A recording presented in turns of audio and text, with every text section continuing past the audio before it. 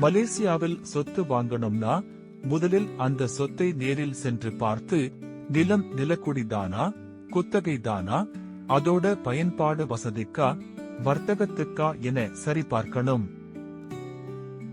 அந்த நிலத்துக்கு ஏதாவது பிணையங்கள், தடையீடுகள் இருக்கிறதா என்று நில அலுவலகத்தில பார்த்து உறுதி பண்ணிக்கணும்.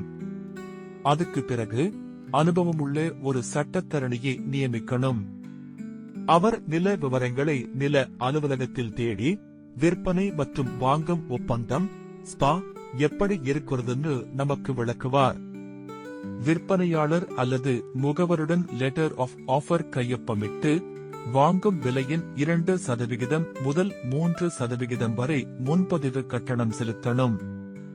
ஆஃபர் 14 முதல் 21 நாட்களுக்குள் விற்பனை மற்றும் வாங்கும் ஒப்பந்தத்தில் SPA கையொப்பமிட்டு மொத்த குத்தகை சாதாரணமாக 10% கொடுக்கணும். இந்த SPA-வை உள்நாட்டு வரி வாரியம் LADA மூலம் முத்திரை வைத்து மதிப்பீடு செய்யணும்.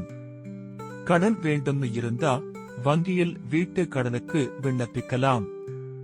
ஒப்புதல் வந்ததும் கடனுக்கான ஒப்பந்தத்துக்கு கையொப்பமிட்டு வங்கியின் சட்டப்பணியாளர் கடன் ஆவணங்களை தயார் செய்து பணம் கொடுக்கிறாரு. முத்திரை வரி சொத்தின் மதிப்புக்கு ஏற்ப முதல் RN 1,00,000க்கு 1%, அடுத்த RN 4,00,000க்கு 2%, மீதமுள்ள தொகைக்கு 3% என இருக்கும். சட்ட கட்டணங்களும் சொத்தின் மதிப்புக்கு ஏற்ப 0.5% முதல் 1% வரை இருக்கும்.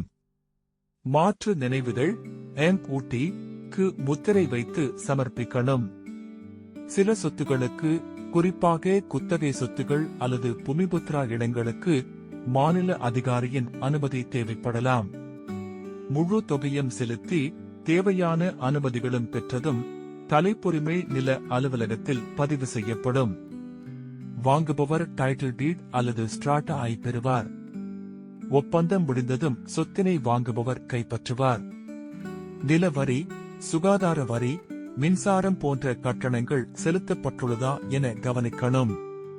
கடைசியில் உரிமையை உள்ளாட்சி மன்றம் மற்றும் பயன்பாட்டு நிறுவனங்களிடம் புதுப்பிக்கணும்.